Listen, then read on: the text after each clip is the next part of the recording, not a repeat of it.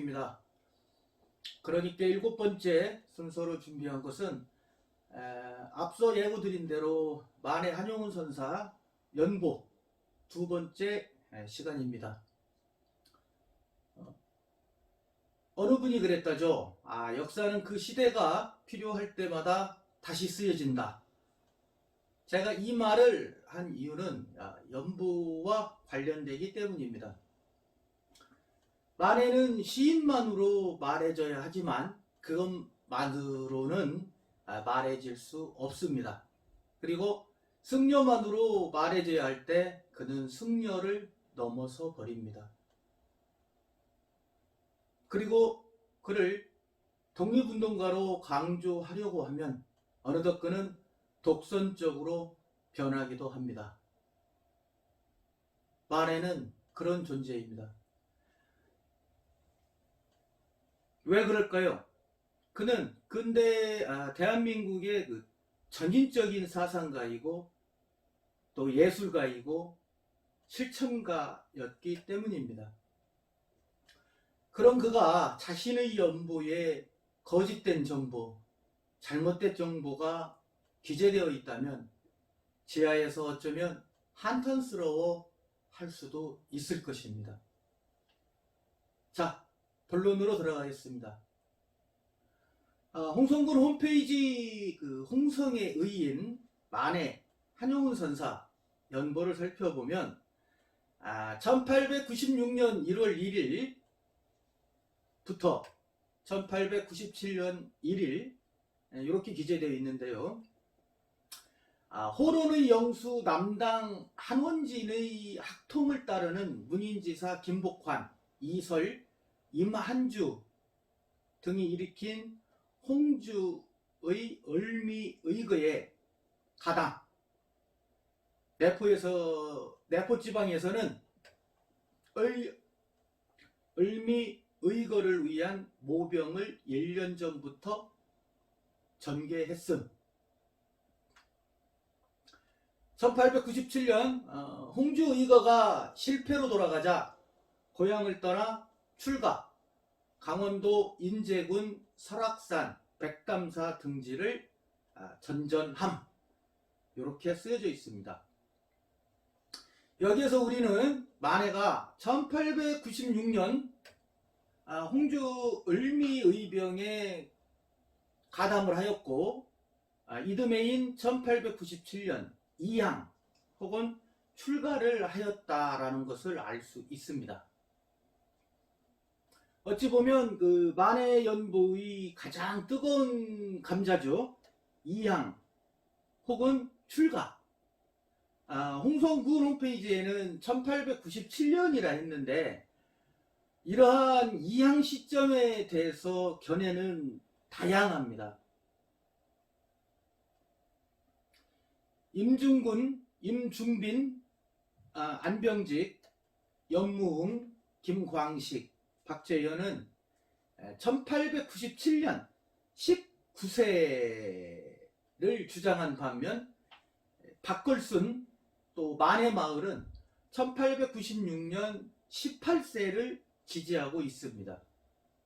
그 외에 불교학자시죠. 정병조 선생은 1896년 18세설을 지지하고 있죠. 그리고 만해 기념관에서는 19세와 25세설을 주장한다고 해야 될까요? 하여튼 뭐 19세설과 25세설이 있다는 정도만 제시하고 있는 상황입니다. 이렇듯 그 연구자마다 출가에 대한 의견이 분분합니다. 그렇지만 무엇보다도 만해 자신의 그 회고 내용이 같지 않아 생긴 것으로 보이는데요. 이 부분은 그 이흥로 화백도 역시 마찬가지입니다. 어떤 기록에 의하면 전시회 도록 같은 그런 자료를 보면은 백월산이 보인다라고도 하시면서 홍북, 홍성의 홍북 홍천마을이 고향인 것처럼 하셨는가 하면, 또 어떤 때는 또 예산 땅을 또 주장, 예산 또 낙상리 뭐 이런 식으로도 기재한 자료들이 많기 때문에 이 부분은 제가 나중에 별도의 꼭지를 다뤄서 한번 말씀드리겠습니다. 실제로 만해 선사 그 회고 자료를 보면은 1930년 5월 삼천리 제6호죠. 여기에 나는 왜 중이 되었나,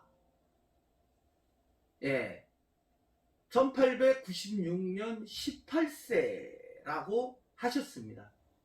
그리고 1930년 1월 별건곤, 이때까지 아무에게도 아니한 이약기, 비중비설, 남모르는 나의 아들, 여기에는 19세, 1897년이죠. 19세를 말씀하신 거고,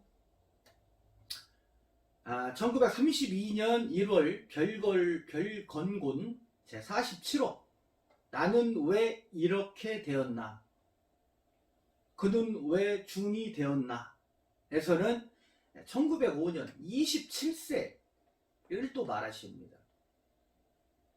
그리고 1933년 9월 삼천리, 얘는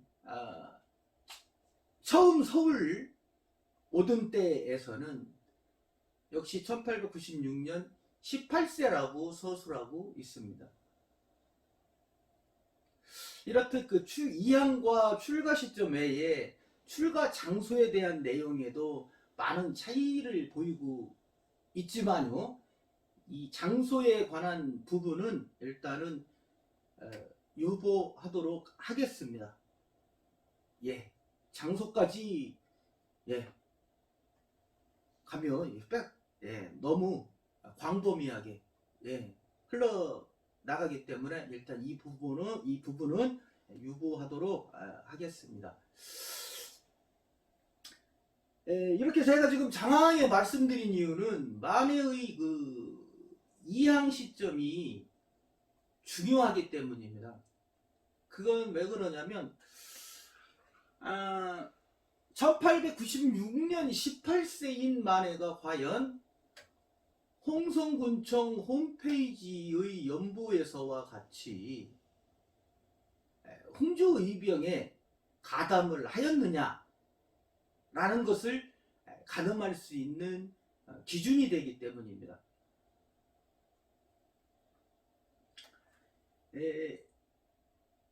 앞전에 말씀드렸듯이 앞편이죠. 앞편.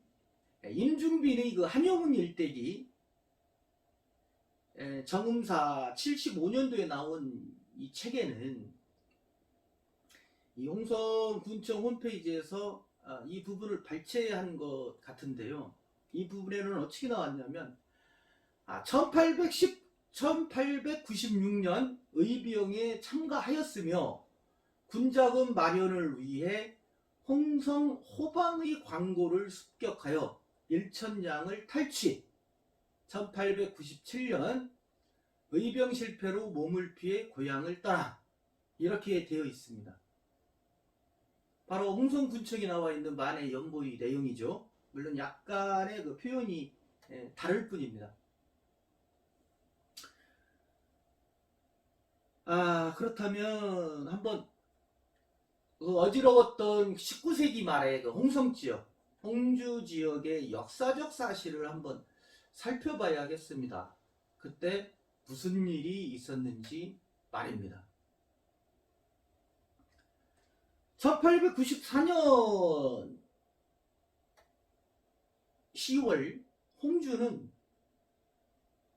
동학농민혁명군에 맞서 홍주성을 지켜내고 내포지방 동학혁명군의 토벌에 성공합니다.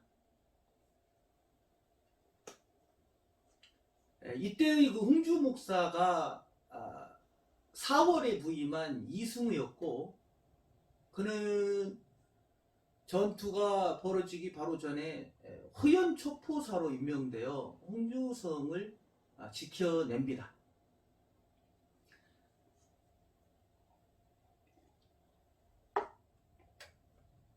4월 홍주 목사로 부임할 때 이승우는 그의 그 치루죠. 그 홍건이라는 사람을 맞게 혹은 그 비장으로 데리고 와서 군정에 그 참여를 시킵니다.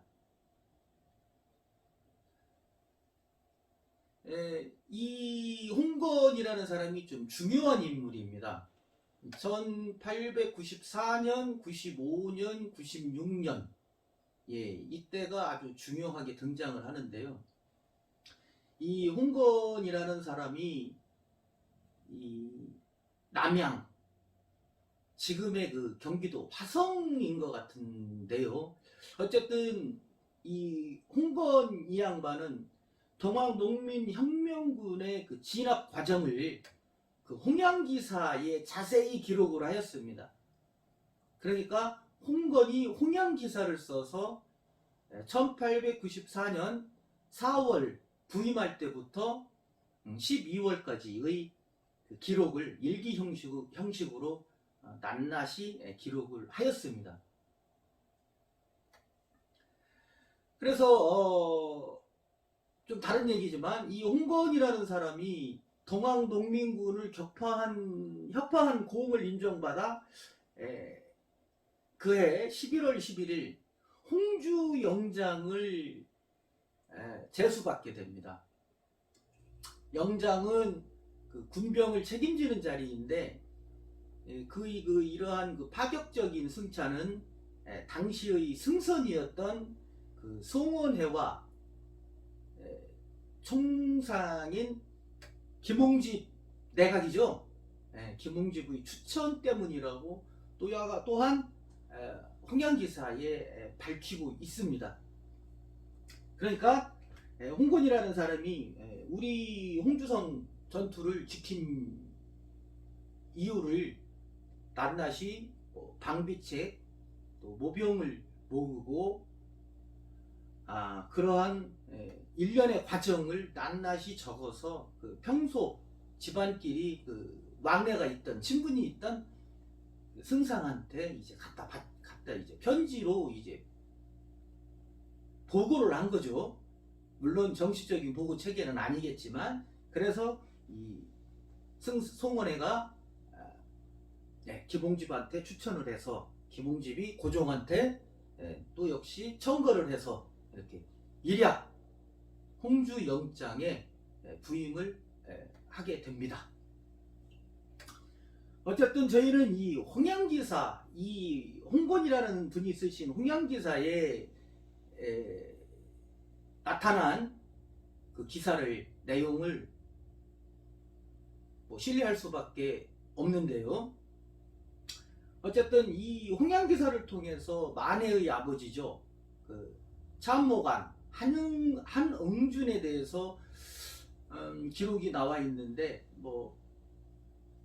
기록에 나와 있는 것을 알 수 있는데 참모관 한응준은 병학에 정통하고 당시의 깃발 색깔을 바꿨다라는 내용, 그리고 병든 몸에도 불구하고 반년 동안 풍찬 노숙의 괴로움을 겪었다라고 기록하고 있습니다.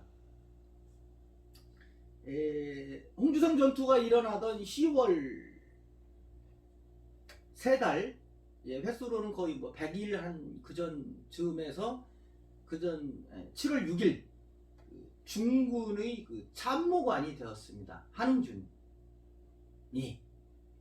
하여튼 어쨌거나 이 한응준은 이해 7월 6일 중군의 그 참모관이 되었습니다.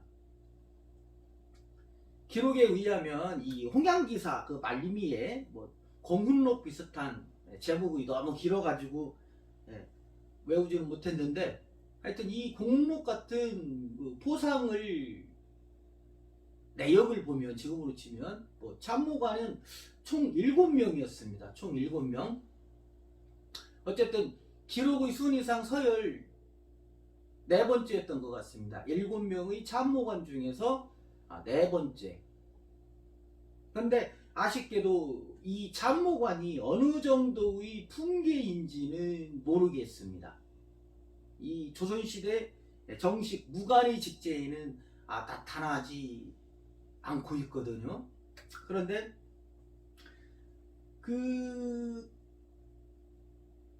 이 한 가지 단서를 굳이 한번 유추해 보자면 그 7명의 그 참모관 밑에는 종사관이 나옵니다. 서열상 종사관. 그런데 이 종사관은 각 군영의 그 대장이나 중군 아래에서 잡무를 처리하고 보좌하던 관직이죠. 그래서 종육품의 품계를 갖고 있었다고 합니다.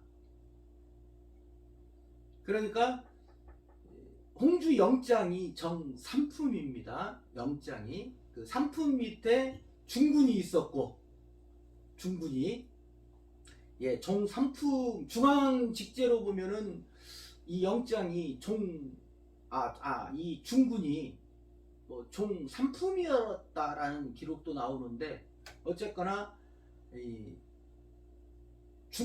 영장 밑에 중군이 있고 중군 밑에 참모관, 그 밑에 종사관이 있었다. 이 정도로 이제 유추할 뿐인데요. 어쨌거나 정식 직제에 나와 있는 관직인지 아니면 홍주성 전투 당시에 그 양반 유림들이죠.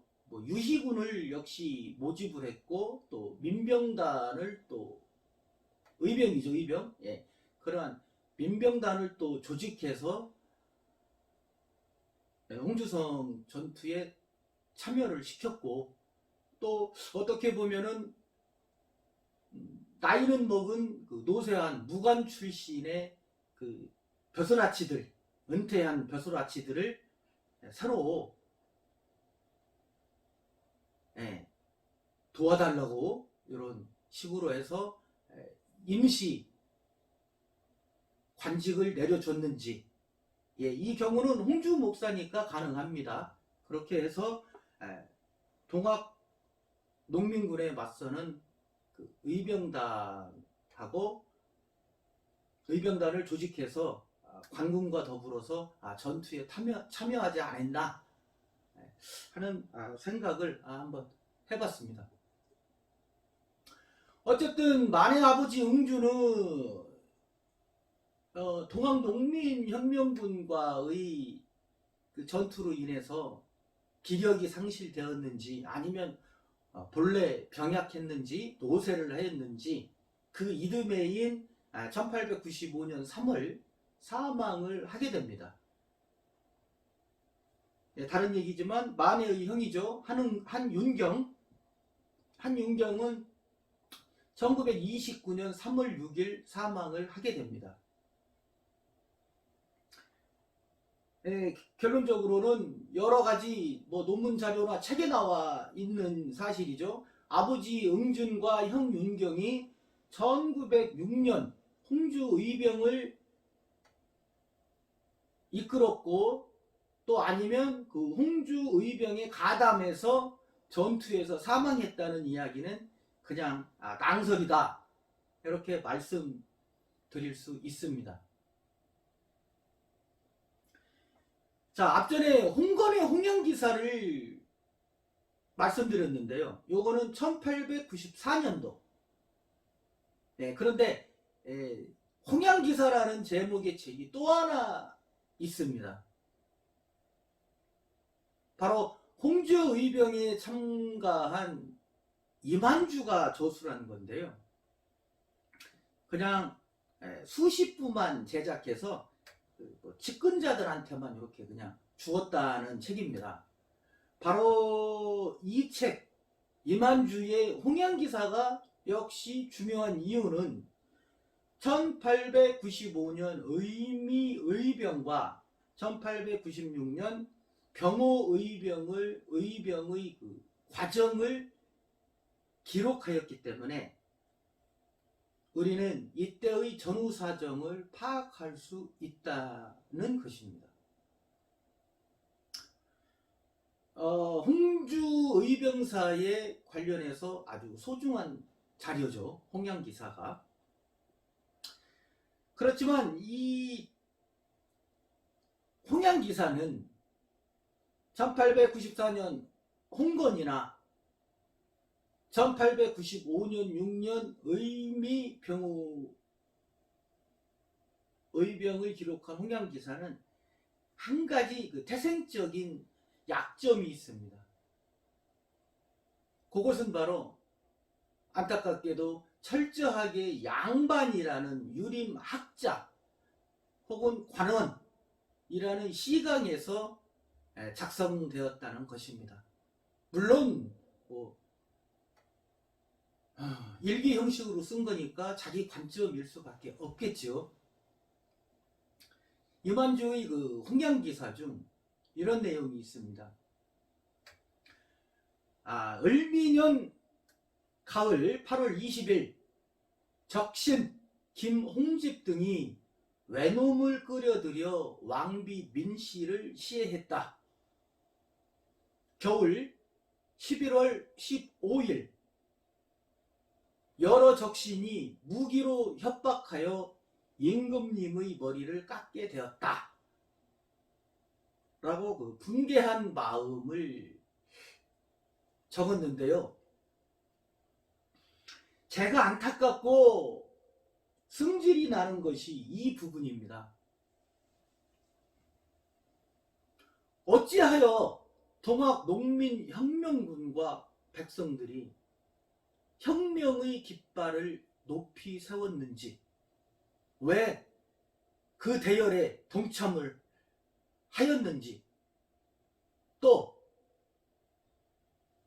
동학군과 90군대가 민비를 죽이려고 했는지,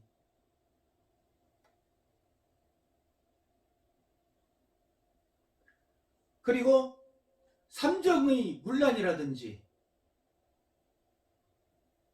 매관매직, 기타 등등 민비와 민씨 족속들이 만행을 익히 잘 알면서도 그냥 단순하게 민비가 시해당하고 단발령 때문에 붕괴한다? 그래서 복수를 해야겠다? 그러니 홍주 목사, 그때는 관찰사죠. 직제가 개편됐으니까. 관찰사, 당신 우리하고 손잡아 의의를 병으로 일으켜보세요. 요 부분이 저는 아쉽습니다. 물론 역사적인 사실을 어느 곳에 초점을 맞춰야 하는지는 모르겠습니다만 정말 저는 성질이 납니다.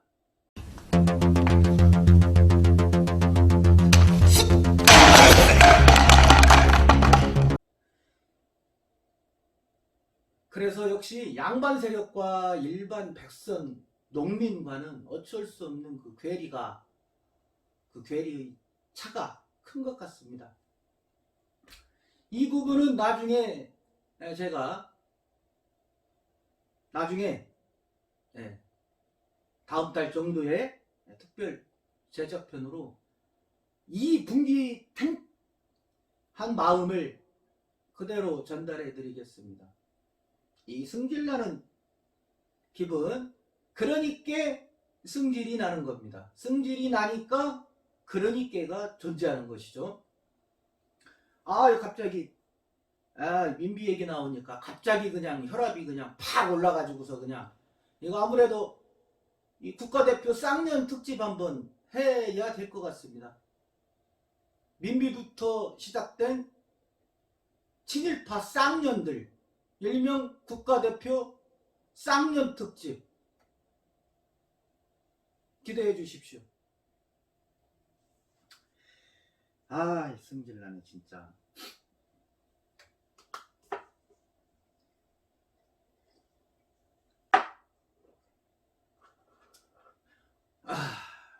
예. 여하튼 이 홍건과 이만주의 호명기사에는 한용운, 한유천에 대한 기록은 없습니다. 호방을 습격했다는 기록도 없습니다. 다시 환원해서 말씀드리면 만해선사의 의병 가담 여부는 거짓이라는 얘기죠. 홍성군은 만해선사의 그 의병 부분을 적시해서 충절이고장 홍성의 이미지를 각인시키려고 하는데요. 이렇게 억지로 하면 안 됩니다. 홍성의 독립정신을 김자진 장군, 한용운에 국한시킬 것입니까? 꼭 독립운동을 했어야 이 땅을 지킨 투사로 인정받고 전사로 떠받들어지는 것이 아니지 않습니까? 그러면서 어찌하여 이 거짓된 내용을 알면서도 홍성 내포축제, 인물축제를 하면서 부각시키는지 정말 모르겠습니다. 물론 잘 알고 있습니다. 그런데 이 자리에서는 모르는 척 하는 것입니다. 더 깊은 내막을 알고 있지만 말씀 안 드리는 것 뿐입니다. 따라서 이러한 부분은 이미 1982년 거의 40년 전에 만해사상연구소에서 1982년 3.1절을 맞아서 만해선사의 독립운동, 동학운동 가담설은 사실이 아니다라고 이미 밝혔습니다. 그런데 이렇게 거짓을 저렇게 계속 그냥 놔둘 것입니까? 그러면서 어린아이들에게 교육의 자료로 활용하고 교육을 시키는 것입니까? 안타깝죠. 안타깝습니다. 그리고 임중빈 작가 역시 1896년 당시의 의병 가담에 대한 근거 자료가 빈약하다고 한 사실이 있습니다. 그리고 그는 1990년 이후 연보에서 그 이러한 의병 가담설 부분을 제외시켰습니다.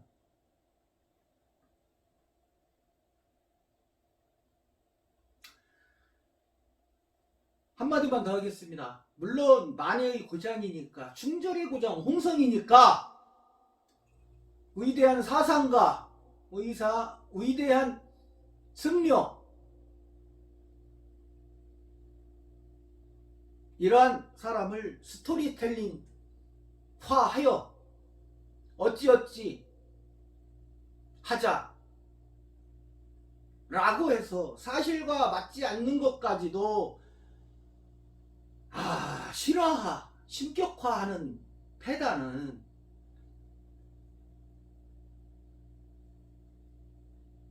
지금 시점에서는 그게 좀 맞지 않지 않습니까? 옳지 않죠. 지금은 세상이 60년대도 아니고 70년대도 아니고 80년대도 아닙니다. 분명히 지금은 그때하고 다릅니다. 빨리 수정을 해 주셨으면 좋겠습니다. 그리고 덧붙여서 홍성의 재헌국회의원이셨죠. 손재학 선생. 신간의 독립운동에 가담하고 또 홍성지회에서 활동을 많이 하셨었죠. 냉동 신학교 학생이던 그 손재학 전 국회의원이 그 과거에 그 안국동 선학원 그 태고사로 직접 한용운을 찾아가서 뵙고 그 신간의 홍성 강연을 그 부탁한 일화가 있습니다. 이러한 그 손재학 전 국회의원은 그가 생전에 모았던 자료 그리고 기억을 근거로 해서 만해와 홍주 을미의병은 무관하다고 주장하셨습니다. 또한 한용운 편전을 쓰신 그 시인 고은께서는 이렇게 말을 하셨는데요. 만해의 만해의 최고 수필 시베리아를 거쳐 서울로의 음조와 행간을 보면은 그가 동학이나 의병에 관여하지 않은 일반론적인 자연인의 한 무단 가출임이 드러나고 있다. 그러므로 그의 부당한 전설은 정치적 후인들의 자기라고 볼 수 있다라고 비판을 했습니다. 따라서 현실 정치에 참여할 수 없었던 만해는 그 대안으로 조선시대 내내 박해를 받다가 근대화의 대열에 동참한 불교를 선택하게 되었고, 불교는 해방적 관심의 소유자인 만해를 만나면서 현세지향적이며 혁명적인 본질을 회복하기 시작했다라고 볼 수 있을 것입니다.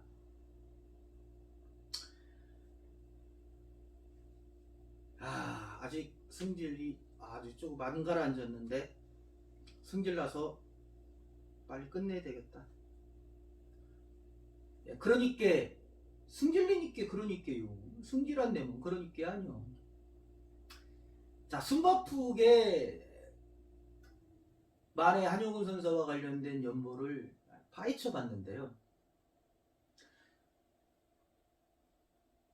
홍주인 뉴스 TV는 결코 무엇을 감히 비판하고자 마련한 꼭지가 아닙니다. 단지 대승적인 차원에서 합리적인 추론과 근거를 제시한 것이라 생각해 주셨으면 좋겠습니다. 여러분들의 꾸준한 관심과 사랑 부탁드리겠습니다. 구독만 눌러주십시오. 자, 이상 홍주인 뉴스TV 전용식 총괄기자였습니다. 자, 다음에 뵙겠습니다. 감사합니다.